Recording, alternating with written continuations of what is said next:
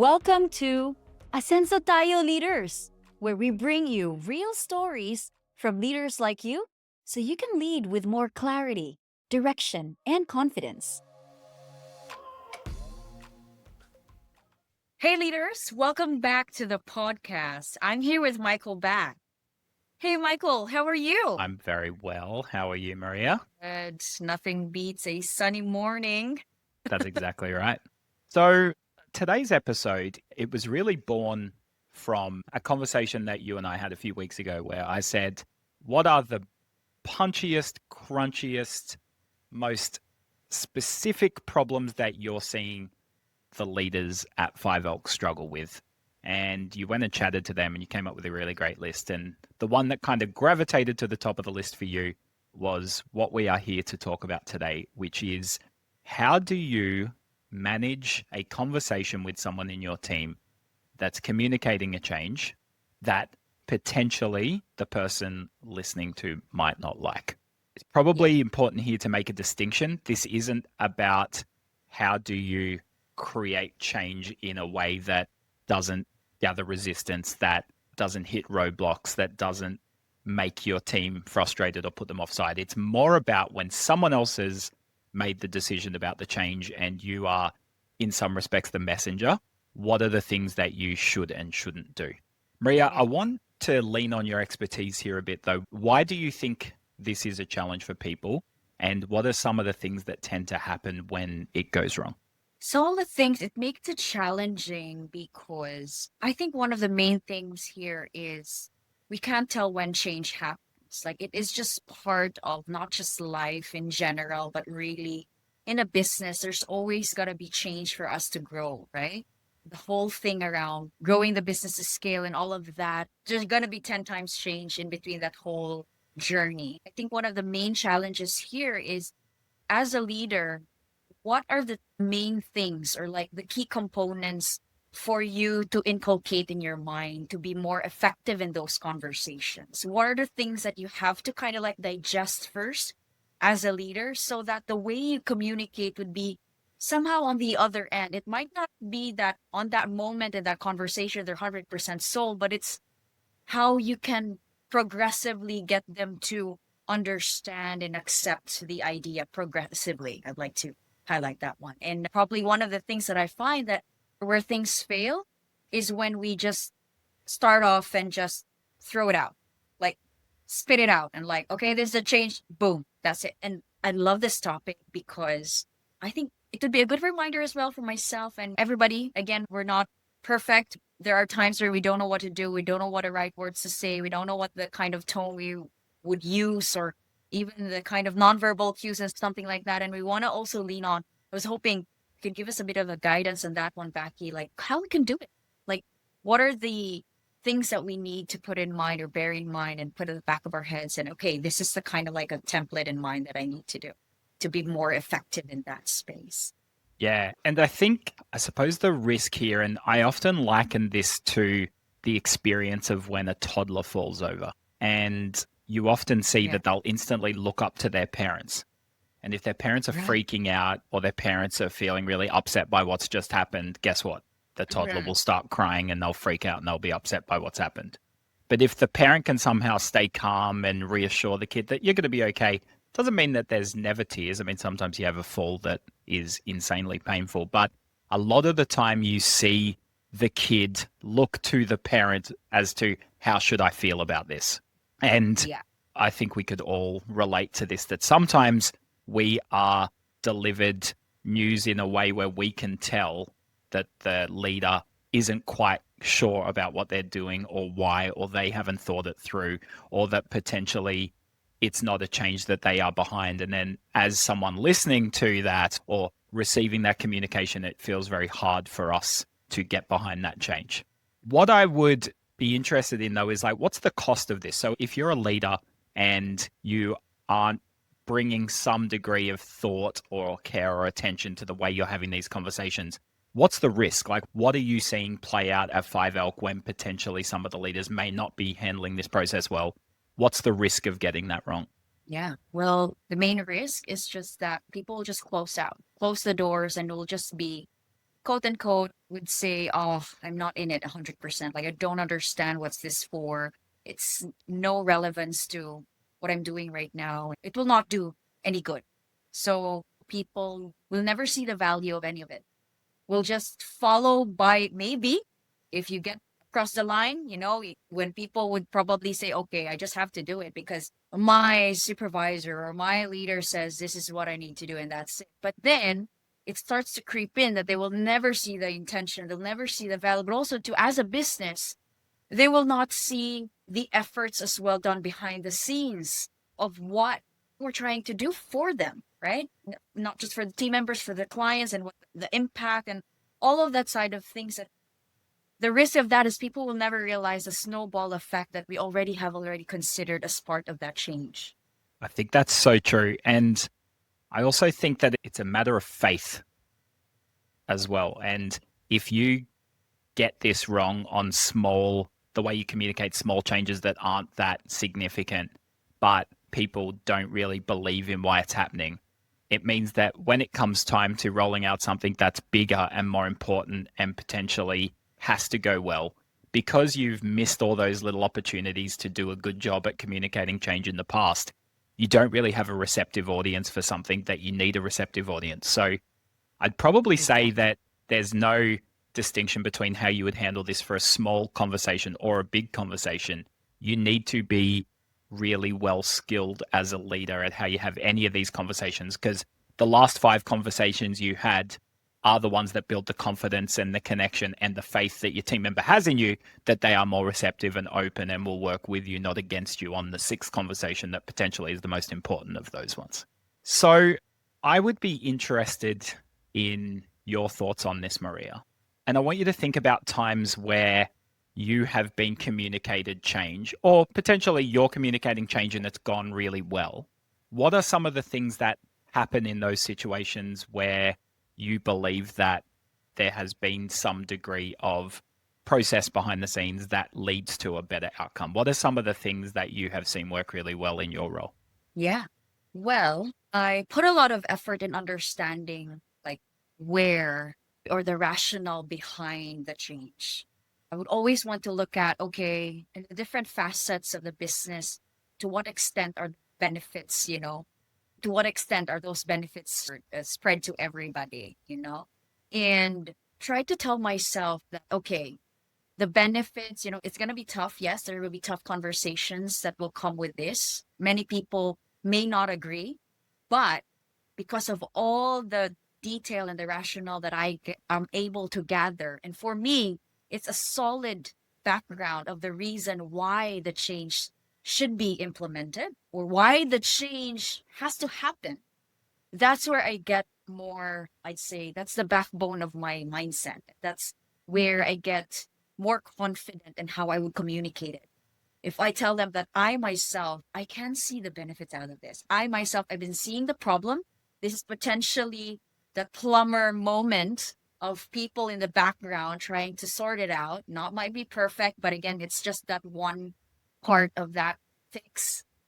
And once I'm sold, that's where I get more confidence and I would like lay it all out and tell them, okay, this is where I'm coming from, blah, blah, blah. And up until in that conversation, I would try to really resonate what I feel in line with that change and what my thoughts are in line of that change.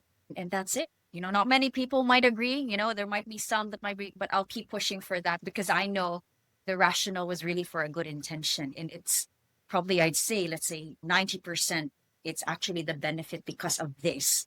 And the 10% is that I do not know yet. Or the 10% might be there are still some unanswered questions, but the 90% is what I'm hanging on, that strength where I'm, feeding from. Yeah, I think that's so true. That it's kind of like the parent whose toddler falls over. If you as the leader in this situation don't believe in what you're saying, the person you're communicating it to is going to absolutely know. And it's not even about what you say, it's just the way you say it. Yeah. Humans are smart and we receive communication in many formats: verbal, non-verbal, body language, tone, all of that. And the message for a leader isn't have the right tone, have the right posture, have the right body language, because that's way too much to think about. The easiest way to tick all of those boxes, to say the right things, to say it the right way, to communicate with confidence and clarity, is to actually believe it yourself. So if you were to think of change as you've got to sell change, well, you can't really sell it until you've bought it yourself. Yeah.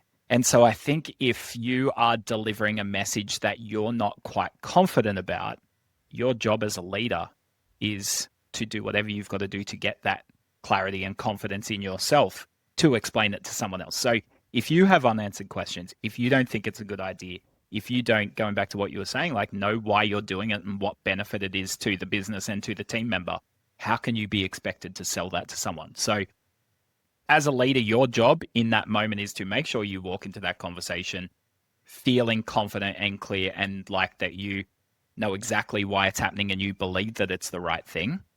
So you can then explain that to the team member. Right. I think Right. another aspect of that, and so really that's about mindset, right? Is about I am the mindset that I'm doing the right thing. But I think another thing that I've seen creep in businesses too is this mindset of whose change is it? And I think as a leader, you need to realize that in that moment, it's not the change from the higher up and I'm just the messenger. Don't blame me. This isn't my decision. The moment that Yeah.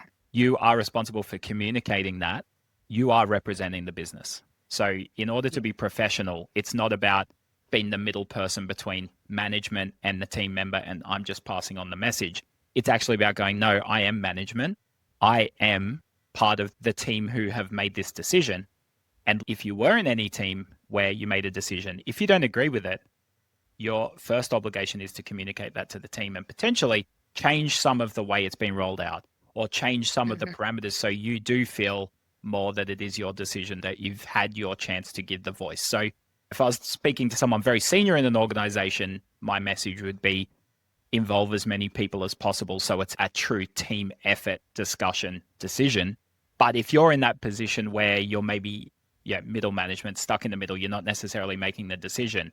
I believe there is some degree of managing upwards and sharing with the people above you any concerns you have, allaying those concerns, making sure that things are in a format where you do feel that you've contributed to that, because that energy going in is also contagious. That if people can tell that you are in the middle and you aren't on board, they're not going to be on board. So whether it's acknowledging that you are in that situation, leadership, not a middle person, or whether Hmm. it's you understanding exactly why this is happening and believing in your heart of hearts that's the right thing to do. You just need to do whatever you have to do as a leader to tick both of those boxes so you can go into that conversation with full conviction and confidence that you believe this is the right thing to do and that it's happening for a good reason, and then the team member will follow suit.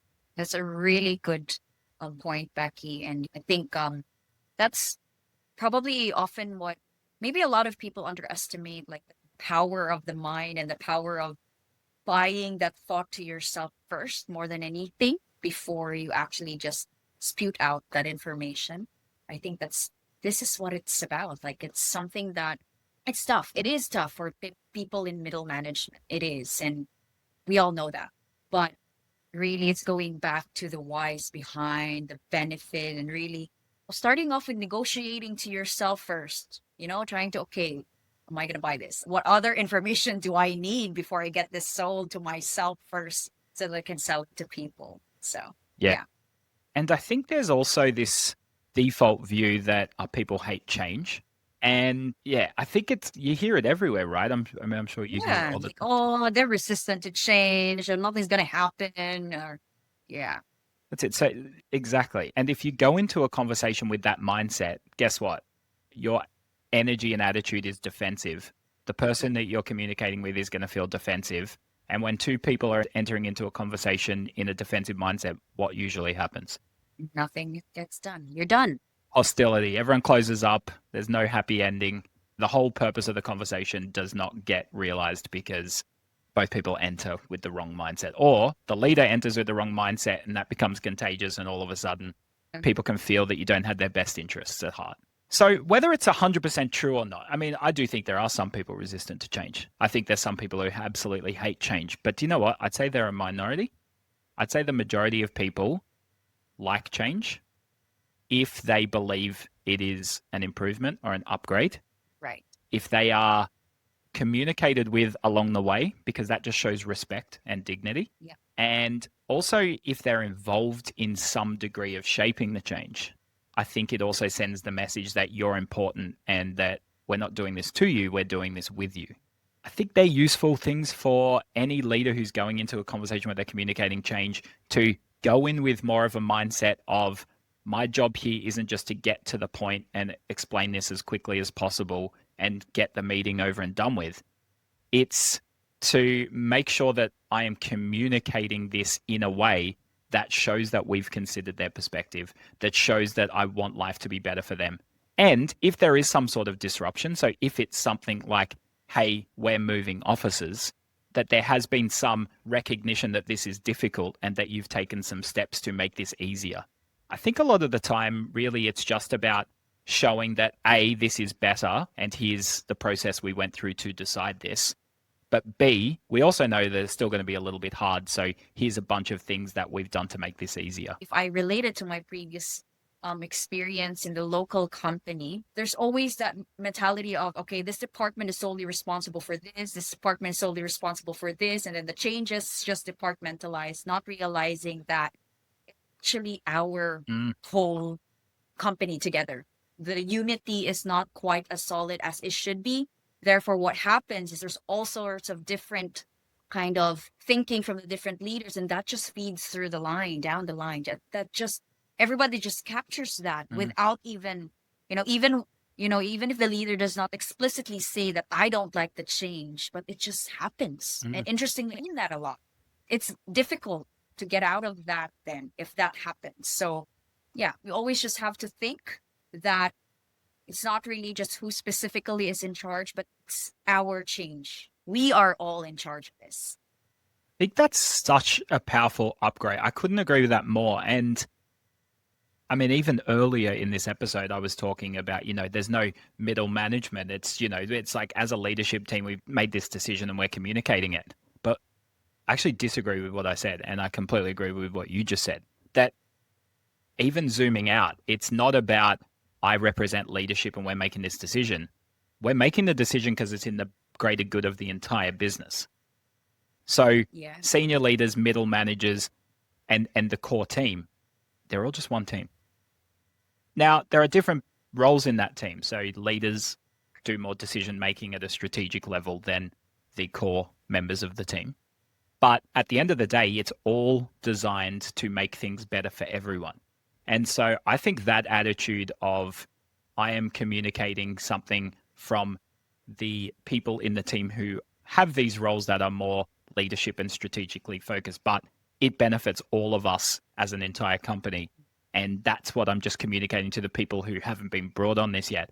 I think that's a much healthier attitude than I'm taking this message and giving it to someone else. So I absolutely love that idea. And yeah, I think there's some points there around empathy. Yeah. We are delivering a message that we don't know how it will be received. We can't guess every reaction we're going to get. And if there's one thing I could say is it never ceases to surprise me how people take things when you never really intend it to be taken that way.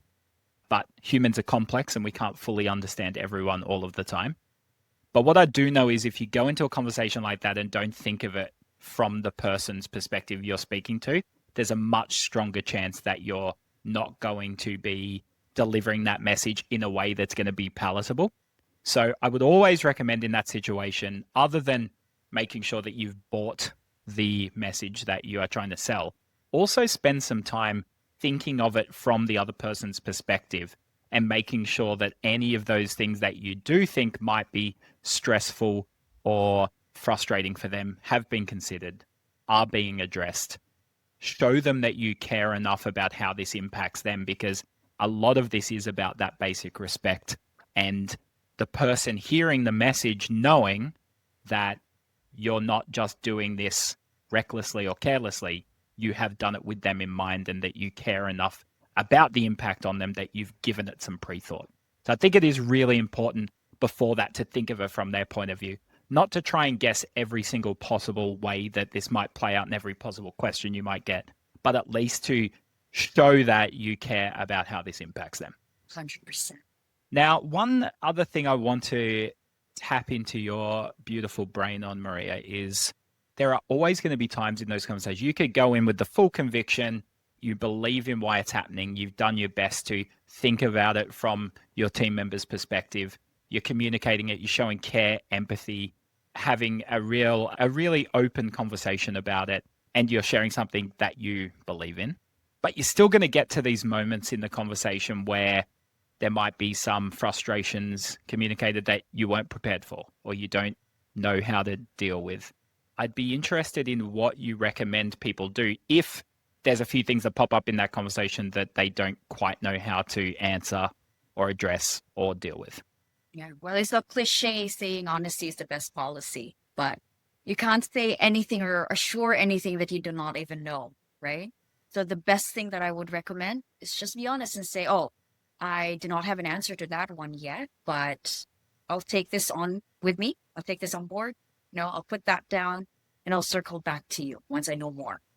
The person on the other end hearing that would feel, oh, um, doesn't know the answer, but okay, no problem. She understood. There's empathy there and follow through. So I think we don't have all the answers to every single thing. In every change, even just simple communication, there would always be some blind spots. And those are the things that we cannot, as leaders, it's not always a requirement that we have to know all of those blind spots right before we provide that you communicate the change, right? So simple as that. Just be honest, just be transparent and say, oh, I didn't even realize that, but thanks for bringing that to my attention. I'll take note of that. I'll get back to you soon, or I'll get back to you tomorrow. Yes. And that word you used, follow through. Like, make sure you actually do get back to them tomorrow. I think Yeah. if you go into that going, my job here as a leader is to communicate this.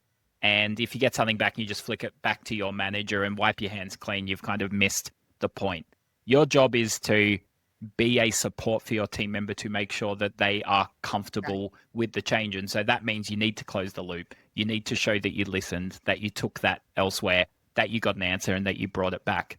And obviously, you also need to support them in the weeks and months following that if it's a significant change and it does affect them. But your job is to make sure they're supported through the change. And that doesn't mean that your job ends when the meeting ends.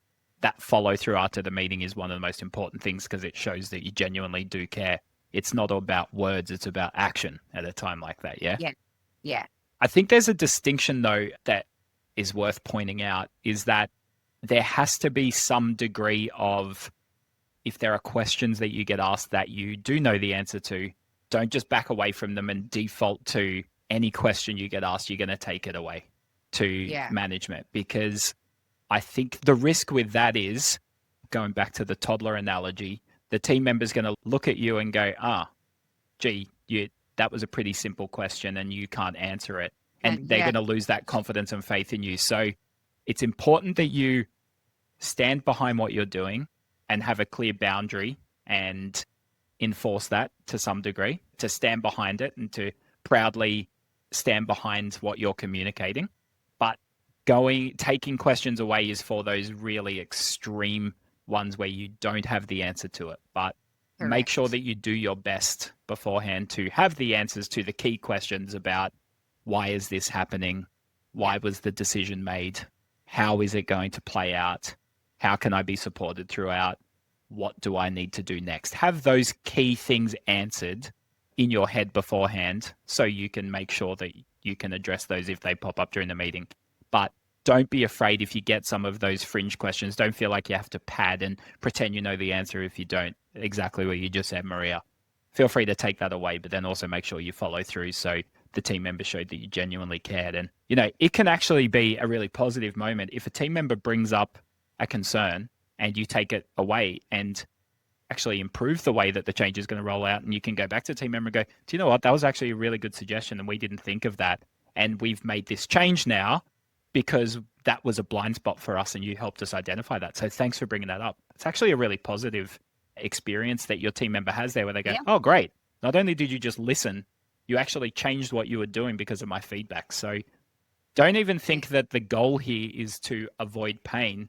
sometimes it can actually create a stronger relationship and make the team member feel more important and included. And it can be a real positive experience with you and your team member as well.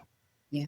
And going back to that buying and selling analogy, if people are asking questions and challenging things, they're giving you the criteria that they need in order to buy the decision. So that should be welcomed. Sometimes Yeah. silence doesn't mean that they agree with it. It just means that they don't really care about it. But if you're getting those questions and a little bit of resistance, it also means the person's actively involved in the process of embedding the Hmm. change and heading Yeah. in a different direction. And that should be welcomed and encouraged as well. Yeah. Yeah. Maria, we've covered a lot of ground in a very short amount of time there. Yeah. This is really good. Is there anything else that you want to add, I suppose, about leaders managing these types of conversations that we haven't said yet? I think for the most part, we've covered everything that we need to. I think there'd be something in there that would bag of gold that we can bring to the next episode. So yeah, hopefully the guys will also really take into account the things that we have laid out. You know, it's a really good framework.